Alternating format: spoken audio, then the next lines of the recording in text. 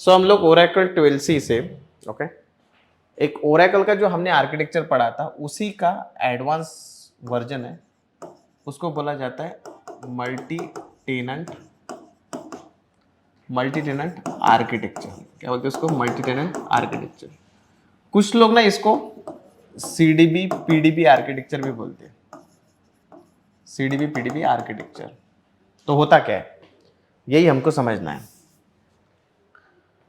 तो जब भी आप इंटरव्यू के लिए जाओगे, I would say this is one of the most important architecture, क्योंकि इसके ऊपर आपको डेफिनेटली क्वेश्चंस पूछेंगे। ये इसलिए है क्योंकि अभी जो आप नए डेटाबेस जो देखोगे आगे जाके, उसमें यही आर्किटेक्चर यूज किया गया है, इसलिए इसका काफी इंपॉर्टेंस है। तो क्या होता है मल्टी आर्किटेक्चर के अंदर? सो मल्टी आर्किटेक्चर के अंदर क्या होगा, ये समझने के पहले हमको क्या करना है, नॉन सीडीबी जो आर्किटेक्चर है, मतलब non container pluggable database architecture है, उसमें क्या प्रॉब्लम थी वो हमको समझना है, right.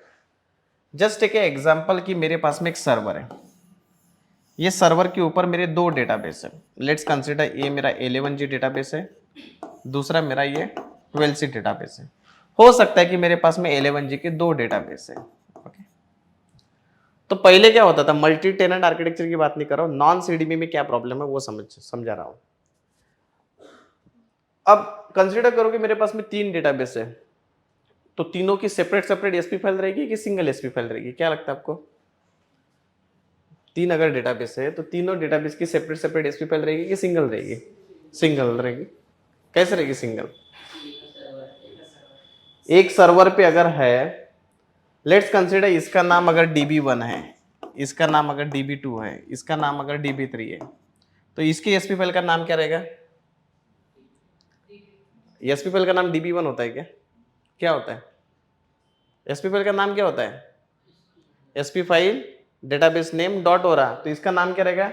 SP file db1 dot हो रहा, उसका रहेगा एसपी फाइल db2 डॉट हो रहा। इसका मतलब हर डेटाबेस की क्या होती है? सेपरेट सेपरेट एसपी फाइल रहेगी। अब एसपी फाइल के अंदर आप मेंशन करोगे कि भाई इसको मैंने अलोकेट किया है, कंसीडर करो इसको अलोकेट किया मैंने 20 GB मेमोरी, इसको अलोकेट किया मैंने 40 GB मेमोरी, इसको अलोकेट किया मैंने 80 GB मेमोरी। ये मेमोरी कहाँ पे डिफाइंड होती है, किधर मेंशन करते हैं आप लोग? एसपी फाइल के अंदर, उसमें पैरामीटर है ना एसजे टारगेट। अब ऐसा समझो कि कंसीडर अ सिचुएशन कि अगर मेरे पास में तीन डेटाबेस है तो तीन फाइल को अलग से मैनेज करना पड़ेगा। तीन फाइल है, तीनों डेटाबेस को क्या रहेगा? अलग सेपरेट सेपरेट डेटा फाइल्स रहेंगी, सेपरेट सेपरेट कंट्रोल फाइल्स रहेंगी। इनकी जो बैकग्राउंड प्रोसेसेस है like DB writer, log writer, checkpoint, जो भी हमने देखा यसमॉन पीमॉन, वो भी क्या रहेंगे? सेपरेट सेपरेट रहेंगे, क्योंकि तीन डेटाबेस है। तो इसमें एक प्रॉब्लम है कि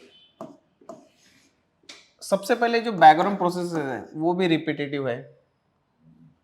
उसके बाद में जो आपकी फाइल्स है like SP file, control files, data file, वो भी रिपीटेटिव है। सबसे इंपॉर्टेंट क्या है, अगर मैंने इनको मेमोरी अलोकेट किया, अब इसको मैंने 20 GB मेमोरी अलोकेट किया, बाद में मेरे को रियलाइज हुआ कि ये जो 20 GB मेमोरी है ये कम पड़ रही है, तो हम लोग क्या करेंगे, 20 GB का क्या कर देंगे, 40 GB कर देंगे, चलो कोई दिक्कत नहीं। और इसको जो 80 GB दिया उसको रियलाइज हुआ कि अरे इसको 80 GB चाहिए नहीं, इसको चाहिए 20 GB, क्योंकि लोड कम है, मतलब दे दिया लेकिन बाद में लोड कम है। ऐसे केस में क्या होगा, मतलब एक डेटाबेस ऐसा है जिसके पास में बहुत ज्यादा रिसोर्सेज हमने दे दिए एंड दूसरे डेटाबेस को रिसोर्सेज की जरूरत है उसी सर्वर पे, लेकिन ये एक दूसरे के साथ में मेमोरी शेयर कर पा रहे क्या? मेमोरी शेयर नहीं कर पाते। एक बार अगर आपने उसको 20 GB दिया तो वो मैक्सिमम कितना जीबी यूज करेगा? 20 GB। और अगर उसको 80 GB दिया तो वो मैक्सिमम कितना यूज करेगा? 80 GB। वो यूज करो कि ना करो, 80 GB का क्या हुआ, पैसा तो गया ना, मेमोरी तो खरीदना पड़ा। बेसिकली क्या है, रिसोर्स अलोकेशन का भी एक प्रॉब्लम है, जो हम लोग रिसोर्स अलोकेशन जो बोल रहे हैं ना, वो भी प्रॉब्लम है। कंसीडर करो आगे जाके अगर मुझे बैकअप लेना है, बैकअप अगर लेना है, इसका सेपरेटली बैकअप लेना पड़ेगा, db1 का अलग, db2 का अलग, सेपरेटली बैकअप लेना पड़ेगा। तीन बैकअप अगर लेना है तो 3 बार बैकअप चलाना पड़ेगा, 3 बार। रिस्टोरेशन का भी वही सीन है। आगे जाके अगर मुझे कुछ पैचिंग एक्टिविटी परफॉर्म करना है, पैचिंग का अभी आपको पता नहीं होगा बट एक छोटा सा एग्जांपल बताता हूं। कंसिडर करो मेरे डेटाबेस के अंदर कुछ बग आया, तो वो बग रिमूव करने के लिए हम लोग पैच नाम का एक सॉफ्टवेयर मारते हैं, पैचिंग। तो वो DB1 के लिए अलग से मारना पड़ेगा, DB2 के लिए अलग से मारना पड़ेगा, DB3 के लिए अलग से मारना पड़ेगा, सबके लिए अलग अलग मारना पड़ेगा। मतलब एक ही एक्टिविटी 3 बार करना पड़ेगा। कल जाके अगर मुझे अपग्रेडेशन करना है तो वो अपग्रेडेशन भी मुझे सेपरेटली करना पड़ेगा, अपग्रेडेशन भी क्या करना पड़ेगा, सेपरेटली करना पड़ेगा। 3 बार डाउन टाइम लो, 3 बार अपग्रेडेशन करो, एक ही चीज 3 बार करो। भले ही अगर तीनों भी 11G है तो तीनों भी अगर 11G भी है तो भी वो करना ही पड़ेगा। कंसिडर करो कि मेरे पास में तीनों भी 11G है, सबको मेरे को अपग्रेड करना है 12C में, लेकिन एक साथ में सारे के सारे अपग्रेड हो सकते क्या? नहीं हो सकते। तो ये नॉन CDB का एक प्रॉब्लम है, मतलब नॉन कंटेनर, क्योंकि वो सारे अलग अलग काम कर रहे हैं। इसको रिमूव करने के लिए, मतलब इस चीज को थोड़ा इजी करने के लिए इन लोगों ने CDB PDB आर्किटेक्चर लाया। CDB PDB मतलब ये क्या करेंगे पता है, उसी सर्वर के अंदर, एक ही सर्वर है वो जो हमारा सर्वर है, सर्वर के अंदर ऑपरेटिंग सिस्टम है, एक बड़ा सा कंटेनर बनाएंगे। एक कंटेनर बनाया, उस कंटेनर के अंदर एक इंटरनल कंटेनर होता है, उसको बोला जाता है रूट कंटेनर, CDB $रूट, ये स्टैंडर्ड होता है, इसका नाम स्टैंडर्ड ही है। मतलब कंटेनर के अंदर एक कंटेनर का कवच बना दिया, समझो रूट कंटेनर, एंड जो भी आप डेटाबेस बनाओगे वो उसी के अंदर बनेंगे। मतलब लेट्स कंसीडर मेरे को अगर 2 डेटाबेस बनाना है तो पहले वाले डेटाबेस का नाम PDB1, दूसरे वाले डेटाबेस का नाम PDB2। सो मेरे एक्चुअल जो डेटाबेस है ना, वो कौन से डेटाबेस है, ये PDB1 है, PDB, इसको बोला जाता है प्लगेबल डेटाबेस। क्या बोलते हैं इसको? Pluggable database. ये मेरे प्लगेबल डेटाबेस है। सो मेरा एक्चुअल जो डेटाबेस है ये प्लगेबल डेटाबेस है। तो अगर मेरा प्लगेबल डेटाबेस है, अगर ये मेरे प्लगेबल डेटाबेस है, तो ये जो एप्लीकेशन कनेक्टेड होगा ना, लेट्स कंसीडर मैंने एप्लीकेशन 1 कनेक्ट किया एंड ये एप्लीकेशन 2 कनेक्ट किया, ये किसको कनेक्ट होगा? कंटेनर की प्लगेबल को? प्लगेबल को। क्यों प्लगेबल को? क्योंकि जो भी आप ऑब्जेक्ट्स बनाओगे, मतलब अगर आगे आगे जाके आपने बोला मेरे को टेबल बनाना है, यूजर बनाना है, तो वो किसके अंदर बनाओगे आप? प्लगेबल डेटाबेस के अंदर, U1 के अंदर, इधर ही U1 U2, जो भी यूजर आप बनाओगे वो कंटेनर के अंदर नहीं बनाओगे आप, किसके अंदर बनाओगे? प्लगेबल के अंदर बनाओ। तो यहाँ पे मैंने वो बना दिया, U1 U2 ये सारे प्लगेबल डेटाबेस के अंदर बना दिया। अब इसका फायदा, पहला वाला जो नुकसान था, नुकसान क्या था?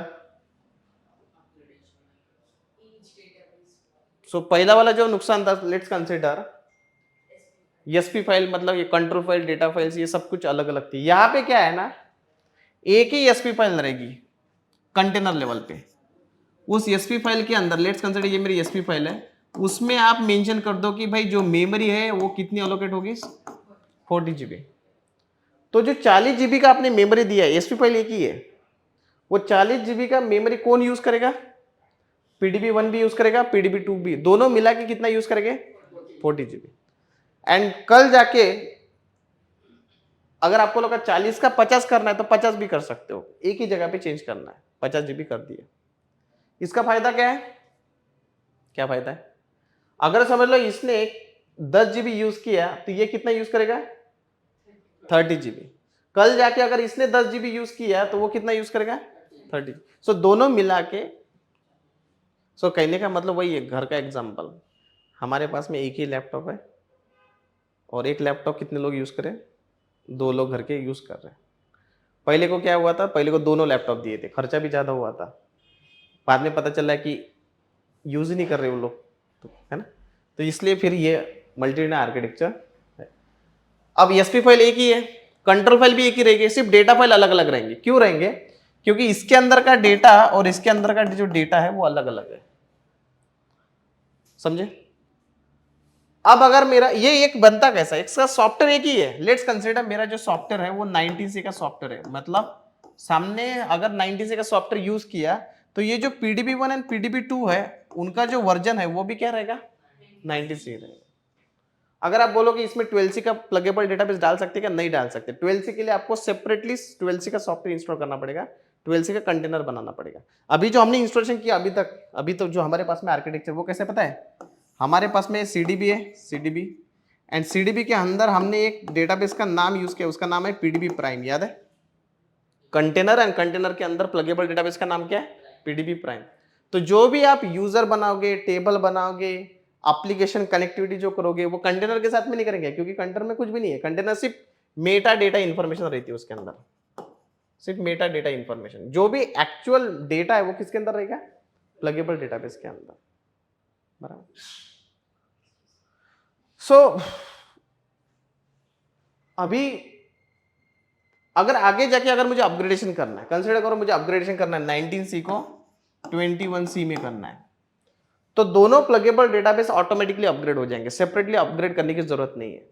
अगर आपने एक और प्लगेबल डेटाबेस भी यहाँ पे डाल दिया ना, तो 19C है तो ये भी 19C रहेगा। और अगर आपने अपग्रेड किया तो सारे के सारे प्लगेबल डेटाबेस कितने में? 21C में अपग्रेड हो जाएंगे। कल जाके अगर आपने बोला मेरे को पैच मारने का है, पैचिंग मतलब, तो पैचिंग आपको कंटेनर लेवल पे मानना है, वो प्लगेबल डेटाबेस पे ऑटोमेटिकली पैच भी अप्लाई हो जाएगा, सेपरेटली पैच मारने की जरूरत नहीं है। सो मोटा मोटा क्या है, इससे आपका जो डेटाबेस का जो एडमिनिस्ट्रेशन है वो काफी इजी हो चुका है। अगर आपने बोला मेरे को बैकअप लेना है, सेपरेटली प्लगेबल का भी आप बैकअप ले सकते हो, लेकिन अगर आपने कंटेनर का बैकअप लिया तो ऑटोमेटिकली वो क्या कर देगा? प्लगेबल का भी बैकअप हो जाएगा। मतलब एक ही जगह पे आप कंटेनर का भी बैकअप मैनेज कर रहे हो, प्लगेबल का भी मैनेज कर रहे हो। सो ये जो मल्टी आर्किटेक्चर है, CDP PDP architecture, it has started with Oracle 12C से स्टार्ट हुआ, लेकिन कंपलसरी कब से हुआ? 21C से। कंपलसरी मतलब अभी जो आप डेटाबेस बना सकते हो 19 से भी नॉन सीडीपी डेटाबेस भी बना सकते हो, ऐसा नहीं है कंटेनर प्लगेबल, लेकिन हम लोग हमेशा सीडीपी पीडीपी यूज करते हैं, क्योंकि फिर आगे जाके तो वैसे भी करने ही है। अब आप बोलोगे इससे मेरा जो ओवरऑल आर्किटेक्चर चेंज हो रहा है क्या? Like DB writer, log writer, checkpoint, SN number हमने जो डिस्कस किया, ये चेंज हो रहा है क्या? Database buffer cache, redo log buffer, data files, control file, इससे कुछ चेंज हो रहा है क्या? ओवरऑल जो पुराने वाले कंसेप्ट थे वही हम लोग यूज करेंगे इसके अंदर। आप बोलोगे अगर मेरे को पीडीबी 1 पे कुछ काम है, मेरे को इसको शट डाउन करना है, तो कर सकते क्या? सिर्फ पीडीबी 1 को शट डाउन करना है तो कर सकते क्या? कर सकते हो। पूरा कंटेनर शट डाउन मानने की जरूरत नहीं है। आप बोलोगे मैं सिर्फ पीडीबी 2 को शट डाउन कर सकता हूँ क्या? हाँ, वो भी कर सकते हो। आप बोलोगे अगर मैंने कंटेनर को शट डाउन किया तो प्लगेबल डेटाबेस शट डाउन हो जाएंगे क्या? हो जाएंगे, क्योंकि ऊपर कंटेनर है ना। अगर किसी पर्टिकुलर प्लगेबल डेटाबेस को स्टार्ट करना है तो वो भी कर सकते हो। और किसी ने अगर ये पूछा कि क्या मैं इस प्लगेबल डेटाबेस को अनप्लग करना, प्लगेबल डेटाबेस ना पेनड्राइव की तरह काम करता है, क्या मैं इसको निकाल के इसके दूसरे कंटेनर में चिपका सकता हूं? कर सकते हो, वो भी कर सकते हो। अनप्लग एंड प्लग वो कैसा होता है पता है? जैसे मतलब मेरे पास में पेनड्राइव के अंदर पिक्चर है, वो पिक्चर अभी मेरे लैपटॉप से चल रही है, वो मेरा कंटेनर डेटाबेस है, कंटेनर में मेरा प्लगेबल डेटाबेस है। अगर आपने बोला कि ये पिक्चर मेरे को मेरे लैपटॉप में से आपके लैपटॉप में चलाना है, तो मैं क्या करूंगा? पेनड्राइव निकालूंगा और आपको चिपका दूंगा, तो वो पिक्चर किधर से चलेगी? आपके लैपटॉप से। सो ये है मल्टी आर्किटेक्चर। तो इसको कैसे यूज करना प्रैक्टिकली हमको ये समझना है ना। ये हम लोग इसको अभी थोड़ा प्रैक्टिकली करेंगे, लेकिन आप लोग को समझ में आया? ऑनलाइन में हाँ देख सकते ना, देखने का क्या है, हम तो किसी को भी देख सकते हैं। मतलब कर सकते हो ना। अगर आपने बोला कि मुझे एक सर्वर के अंदर एक सीडीबी, मतलब क्या है? सीडीबी मतलब क्या है? आप फिर से वो रन इंस्टॉलर को कॉल करो, ओके, या फिर आप डीबीसी को कॉल करो, रन इंस्टॉल करने की जरूरत नहीं है। वो कैसा दिखेगा पता है? अगर आपने बोला वो ऐसा दिखेगा, मतलब ये मेरा अभी मेरा कंटेनर डेटाबेस का नाम क्या है? प्राइम है। प्राइम के अंदर हमारा सीडीबी डॉलर रूट होता है, that is a root container, and root container के अंदर क्या रहेगा? अपना प्लगेबल डेटाबेस पीडीबी प्राइम। अगर आपने बोला मुझे एक और डेटाबेस चाहिए, तो लेट्स कंसीडर यहाँ पे मेरा टेस्ट डीबी आएगा, एंड उसके अंदर भी सीडीबी डॉलर रूट रहेगा, एंड फिर उसके अंदर मेरा वो प्लगेबल डेटाबेस रहेगा पीडीबी 1 पीडीबी 2। तो एक कंटेनर के अंदर आप मल्टीपल प्लगेबल डेटाबेस डाल सकते हो, या फिर आप मल्टीपल कंटेनर भी बना सकते हो, मल्टीपल कंटेनर भी बना सकते हो। क्लियर है? और कोई क्वेश्चंस ऑनलाइन में? ओके, सो अब हाँ, कोई क्वेश्चंस? नहीं सर। ठीक, थोड़ा ब्रांडिंग करता हूँ। अभी हमारा नया ओरेकल डीबी का बैच चालू होने वाला है। So if anyone interested to join this Oracle DB training, they can reach out to the Learn on it.